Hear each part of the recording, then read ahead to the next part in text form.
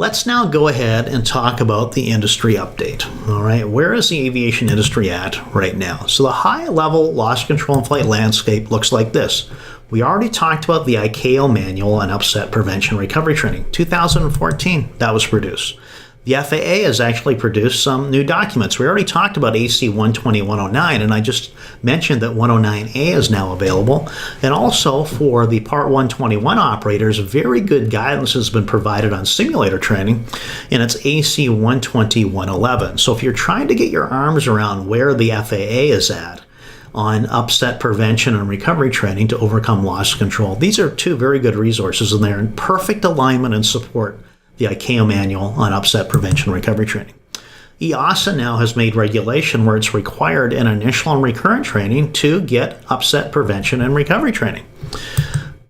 IATA, great document. What IATA did is they took the Icao manual on UPRT and then they created a document called the best practices. So if you are an airline or a training center or an instructor and you're wondering what the best way is to implement the Icao manual on UPRT, then that resource, the IATA best practices on implementing upset prevention recovery training, is a great resource.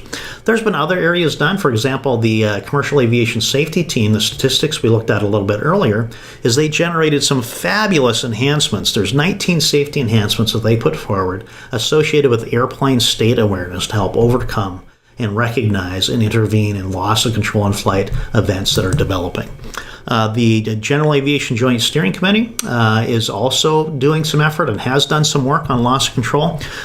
They have come up with numerous safety enhancements, 30 safety enhancements to help pilots be better at what they do already. In other words, by having better, for example, decision making, being more aware of angle of attack, some other areas of better understanding of the go-around and approach management and stabilized approach criteria, how we can be more effective at overcoming loss of control by being aware of it and preventing it earlier. So the exciting part is these organizations have developed some great resources material and very, very, very powerful resources. And that top group is really leading the industry. Okay, and most importantly, they're all founded on the Icao manual on upset prevention and recovery training. All the principles align with it. Now, the exciting part of that is it's just not about upset recovery or techniques to recover. There's more to it than that. Okay? So, let's talk about that. So the Icao manual on airplane UPRT, upset prevention and recovery training, may be new to you, and you're thinking, just another manual, right? I mean, that's all we need. Sure, I know how to recover. I learned about nose high and nose low. There's nothing to it. Well, stop right there. I want you to keep an open mind because there is something to it. Loss of control in flight is the #1 cause of fatalities. So if you think that loss of control is simple, you're wrong. If you think it won't happen to you, you're wrong. Let's go ahead and take a look at what Icao manual is doing in the different areas that is approaching to address this. There are 11 different sections on the Icao manual on airplane upset prevention and recovery training. Look at them all.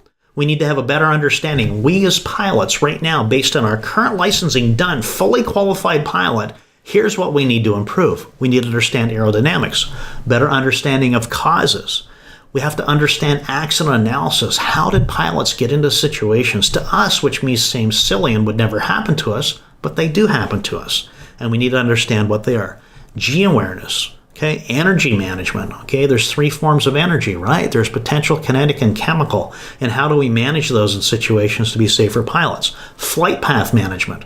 And that comes down to the pilot managing the flight path in a progressive and active manner as either a single pilot or a crew. Recognizing situations. Remember, we talked about recognizing the airplane upset. UPRT techniques, okay, absolutely. Once we get into a scenario, we need to be able to recover. But you can see that that's only one of the 11 areas of improvement.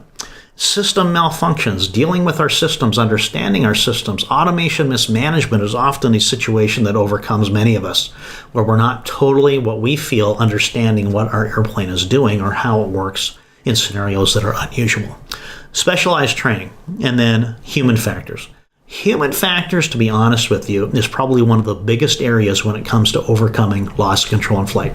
So I'd mentioned that Aviation Performance Solutions specializes in upset prevention and recovery training. We've been doing that for 2 decades. We train pilots from the brand new cadet all the way to the 20 or 30,000 hour airline captain and his advanced A340 Airbus flight envelope protected airplane. And here's the thing that I can tell you. As flat with all that experience with tens of thousands of pilots trained is that teaching pilots what to do and how to do it is by far the easy part. It's not necessarily just knowing about what to do, even though you have to know that. You have to know that. The hardest thing is, number one, for the pilots to recognize when they need to do it, and number two, having the discipline to apply those skills in a high-threat, stressful, life-threatening situation to be effective. Okay, so again, what to do and how to do it. If you think that's easy, in reality, upset prevention recovery training is easy, but do you know how to do that in a crisis, in a life-threatening situation, and do you recognize when it's time to do it? The Icao manual on upset prevention recovery training is a full spectrum mitigation of loss of control, A to Z, the whole thing that we need to understand in upset prevention and recovery training. Now, what we're going to focus on is that area I highlighted at the end, which is the human factors area.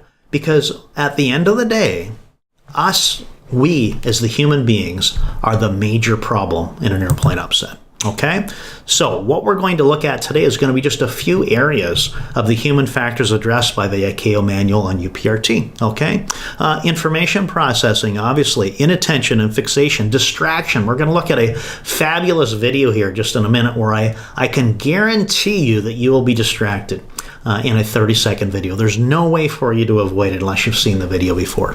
The psychophysiological response, cognitive effects, management strategies. How do we recognize and take effective action?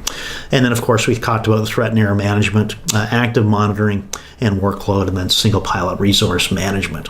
Very, very important aspects in the human factor side of the Icao manual on upset prevention recovery training, several of which we're going to talk about in the next part of our presentation.